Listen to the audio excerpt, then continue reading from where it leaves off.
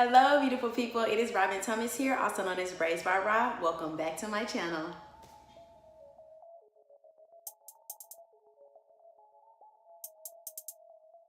Welcome back to Protective Styling 101. It is week 2. Thank you guys for coming back. Hello to all of my new subscribers and those of you who are viewing this video and who are meeting me for the first time. As mentioned before, my name is Robin Thomas, also known as Braids by Rob. Alright, so we are going through a 12-week Protective Styling 101 where we sit down, you and I, and we discuss everything about protective styles and how they can help aid us through our healthy hair growth journey. Last week we discussed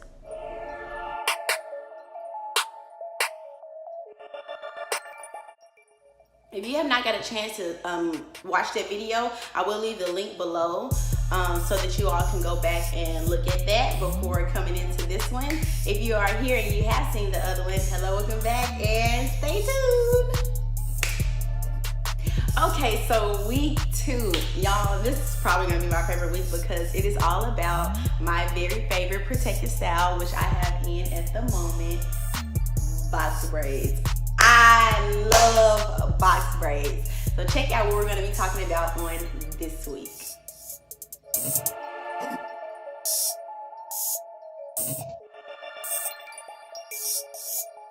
Alright, so let's get into it. What are box braids? Box braids are a beautiful protective style where you take 3 strands of hair and you cross them over in a specific pattern to make these beautiful locks, braid locks. Use 3 strands of hair for box braids. Whether you use them, or whether you add weave or you don't add weave. If your hair is separated into 3 sections and it is done in the repetitive motion of braiding and it is off of the scalp, then you have in box braids. Alright, for box braids, the typical type of hair that is used is Kanekalon hair, and there are a gazillion, when I say a gazillion brands, I mean a gazillion brands of Kanekalon that you can choose from. If you are going to get your hair braided by somebody, they will probably have specific brands that they like to use. I do have a video about braiders and why they like to choose certain brands for certain protective styles. I will also leave that link below so that you can check that out when you have some time. But if you're doing them yourself and you go into the hair store, you see that there are tons of brands to choose from. But you also notice that you, along with everybody else, when going into the hair store or when adding hair, whether when purchasing hair, whether you're purchasing it for somebody to put it in your head or for yourself, when you go into the hair store, you go to the wall of straight hair, pretty much, whether it's jumbo braid, Kanekalon, or whatever the texture is. The hair is normally straight and it is normally Kanekalon hair used for box braids. No, it does not matter what brand you decide to use on your hair, again, unless you're getting it done by somebody else and they tell you to bring a certain brand, then you definitely want to bring that brand. But if you're installing it on yourself, it does not matter what type of hair you buy as long as the brand is Kanekalon. Alright, so there are 3 ways that people typically get their hair parted whenever getting box braids. The first way is in boxes, which is very obvious because the style is called box braids. The second way is triangle parting, and the third way is free parting.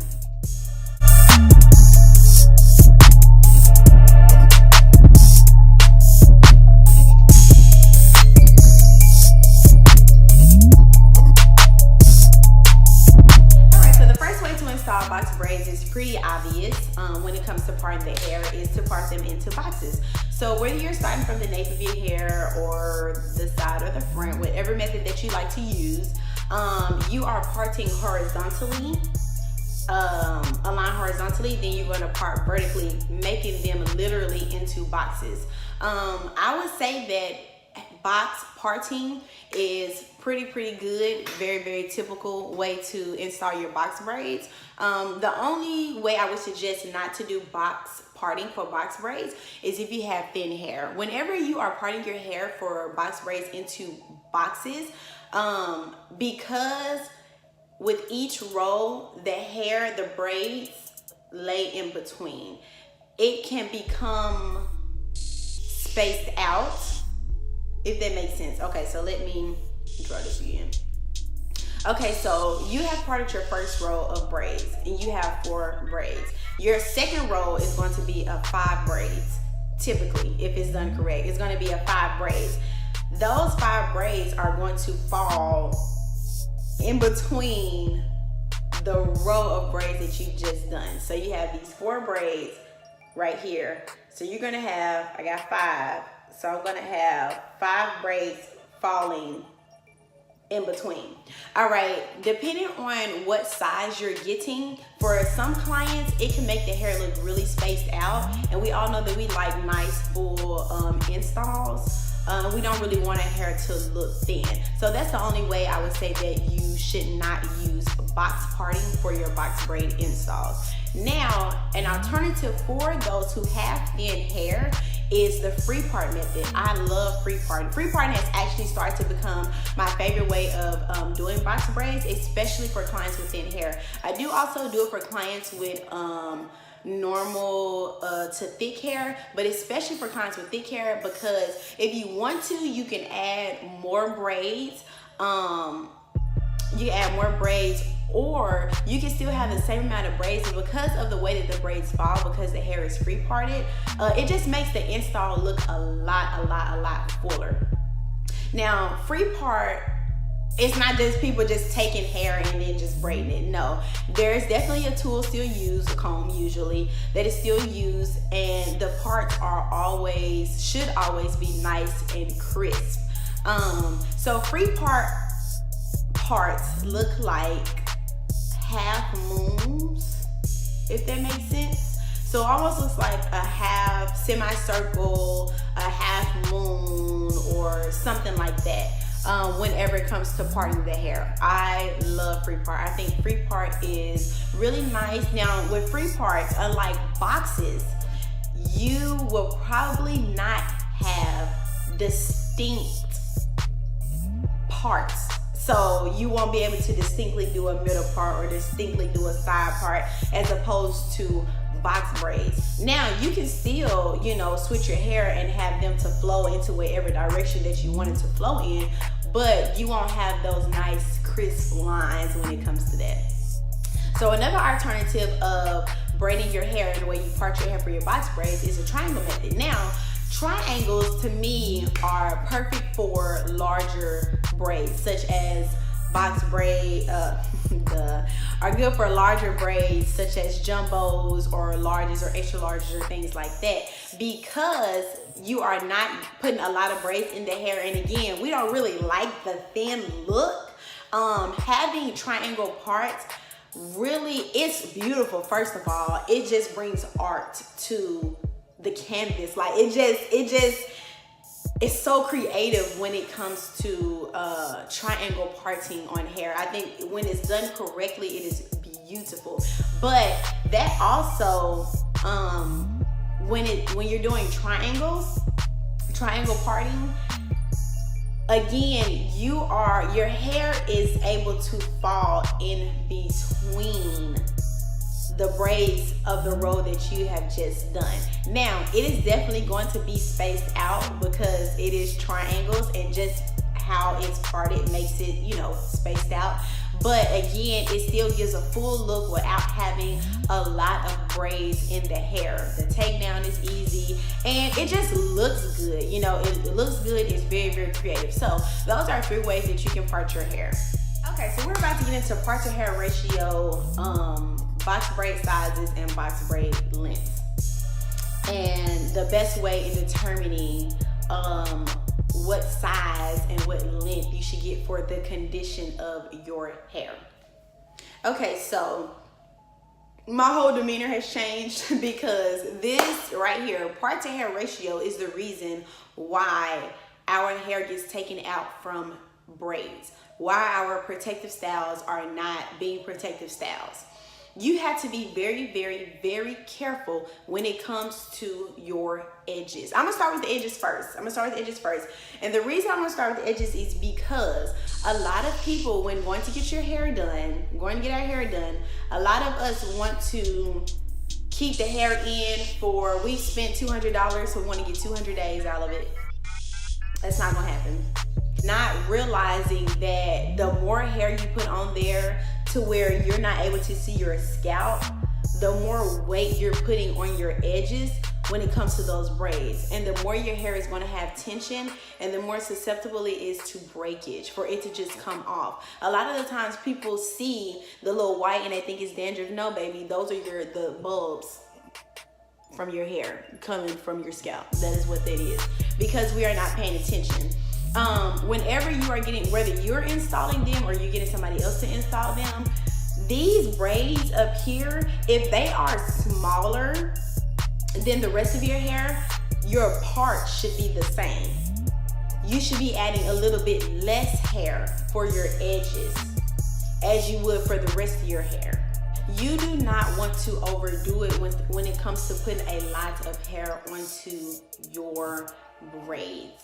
All right, so a little story time here. Once I had someone to ask me if it was that big of a deal.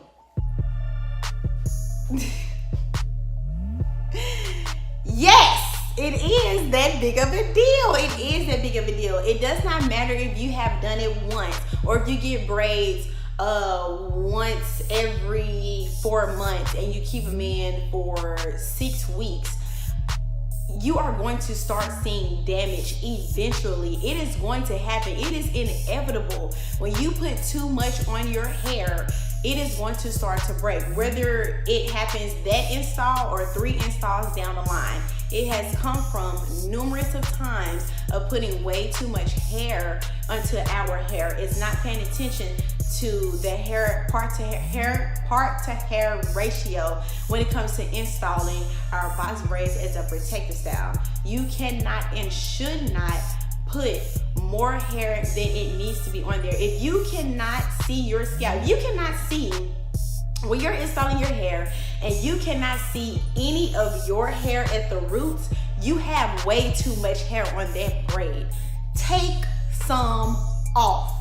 You have way too much on that braid. Take some off. If you can barely see your hair, take some hair off. Take some of that hair off, and I guarantee you, your braids will do so much better when it comes to the weight on your hair, the tension of your hair. You'll be able to keep your braids in a lot longer. Your braids will be able to come in breathing. You know what I mean? It's not gonna be stuffed up by hair weave on top, and it's not even able to break through because the hair is so heavy. So I can't even be like, hey, I'm your little new growth over here, I'm ready to come out and see what's poppin'. It can't even do that. It can't do that because we have so much hair bounded to our head because we want our hair to stay in long, or we don't want to have to get a touch up in 4 weeks. Listen, if your hair grows that well and you need to get a touch up in 4 weeks, go ahead and get that touch up instead of putting more hair on there thinking that is going to save you from having to get a touch up. What it's going to do is have you either taking your hair out super early or painfully having to keep your hair in for, just to have your hairstyle, compromising your hair just to have a hairstyle. And that is something that we don't want to do. You do not want to compromise your hair for a style. Do not, I repeat, do not compromise your hair for a style. So that's when it comes in your parting, figuring out what kind of parts you're going to have for your hair, and also figuring out the length of braids that you want. I know the size and length. I know that sometimes we want styles that our hair tells us, baby, I cannot this 2 months, this upcoming 2 months, I cannot wear these braids.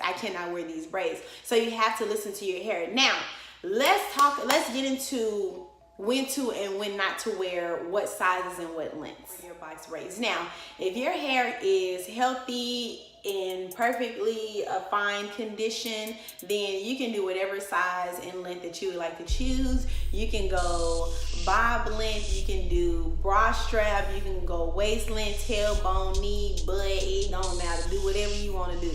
But if your hair is having some issues and we're trying to do some TLC to get it back into the condition that it should be, or to get to our goal that we have in mind, then you want to really be mindful of the length that you choose for your box braids. So for instance, if your scalp is tender, say because you had an install before and it's just a little tender now or whatever, you don't want to add a lot of hair. So you probably don't want to do long box braids because your hair is already tender. Now, this is why. It does not matter how lightweight the hair is that we're adding onto our hair, especially when you're putting in long length, because you are still adding hair that isn't typically on our hair on a day-to-day basis. So you are going to have, your hair is going to have some weight on it from when you install your box braids. So if you are already having tender scalp issues, or if you've had problem with breakage from having weight on your hair, then you probably do not want to go long. You probably want to go for a mid back or a cute bob length or something like that, but you definitely don't want to go long. Okay, so let's get into too short, because sometimes a lot of people want to do like the bob styles and their hair is too long. So you just really want to be mindful when installing your bob box braids, because when it comes to cutting the hair or burning the ends or however you do your ends, you do not want to cut or burn your hair. So be very, very mindful of that whenever you're installing your box braids and you want to do bob box braids. Sometimes we lose unnecessary length even from, you know, shorter styles because we're just simply not paying attention. You also want to be very aware whenever you're dipping your box braids, when it comes to the length of your hair and the length of the box braid hair, because the hair is usually boiling hot water, so you don't want to get any type of heat damage onto your hair. So be very, very mindful on the length of your hair and the length of your braids. So if you're getting like mid back or something, if you're getting braids that are like here and your hair stops here, then you're good. But if your hair stops down here, you're gonna have to be really, really, really careful when it comes to dipping your hair and protecting your hair in your protective style. So when it comes to the size of your box braids, the only thing that you really, really, really need to be aware of is, other than the condition of your hair, of course, is how long that you're going to keep your braids in. Because something that you don't want to do is take your braids out too soon. So if you know that you only want to have your braids in for about 4 weeks, then you probably shouldn't get extra small, extra long box braids, because you don't plan on keeping them in for a long amount of time. If you only plan on keeping your hair in for about 3 to 4 weeks, then maybe you can do like jumbo box braids or something like that. That way it's not a lot of tension, it doesn't take like a lot of time, and the takedown is super, super easy. The really important thing when it comes to sizing and figuring out what size box braids to install in your hair is the hair to part ratio. So the only thing other than the hair to part ratio that you really need to be aware of is how long that you want to keep your braids in, because again, you don't want to keep them in for too short of a time. So just be mindful of that. All right, so styling your box braids, you just want to be very, very careful when it comes to styling your box braids around your edges and then the crown of your head. Most of the times we like to put our box braids into the, we like the big jumbo buns, but this right here, ooh, I know I'm not the only one that's like, okay, I'm gonna keep my bun in for like half the day and then I'm gonna take it out and wear it down for the rest of the day, just because this is added hair on our head that we usually don't have, and getting that bun there is something else. It's definitely something else, and making it to make bun, that tension that's right there can cause breakage in there. So you want to be very, very aware and very careful when it comes to adding your buns, whether it's up here, it's back here, whether it's 2 buns, 4 buns, whatever. You want to be careful where all of your hair meets in that area. Make sure that it's not too tight. Make sure that it's moisturized and all that good stuff, and make sure that you don't keep them up there too long and that you don't do it too often, because that can cause breakage. Also, when it comes to your buns and things like that, you definitely want to, after you have completed your style, you definitely want to pull out your edges around the front and the nape of your hair as well, and along the sides. You want to pull those out, because we don't want that hair to be being pulled into our style for the day, because even if it doesn't hurt that bad, or if it doesn't seem like it hurt, or if it only hurts when you turn your head, you're not really aware of how many times you just turn your head like this and boom, boom, boom, you turn it, and then a piece of hair breaks off, and then another piece, and next thing you know, your whole braid is gone. I mean, you just really want to be mindful whenever you're styling your hair, and making sure that you are not adding tension onto your style. Something else when it comes to styling your hair is try not to do the same styles over and over again, especially when pulling them back, because again, your edges can become compromised, because those are our most sensitive parts of our hair. So you just really, really want to be mindful of your edges, and if you're having any type of ponytails or buns or anything, or pins sticking in, just make sure that your scalp is okay. Thank you all so much for tuning in this week 2 of our Protective Styling 1-on-1. I hope the information that I gave to you this week was valuable, and that you can help it and use it in your healthy hair growth journey, and aiding with protective braiding styles. I hope to see you all back next week. We're going to get into Marley twists and Senegalese twists. In 1 week, we're going to talk both about Marley and Senegalese twists. Thank you so much for tuning in. I hope to see you all in the future. Like, comment, and subscribe. Share this channel, share this information with your family and friends. It can be beneficial to them just as much as it's beneficial to you. Thank you so much for tuning in. Please don't forget to look at the other videos that are linked below that I mentioned in this video. This channel is all about protective styling and how I can help aid in your hair growth through protective braiding styles. So if you are interested in that, subscribe, and I will see you all in the future. Peace and blessings.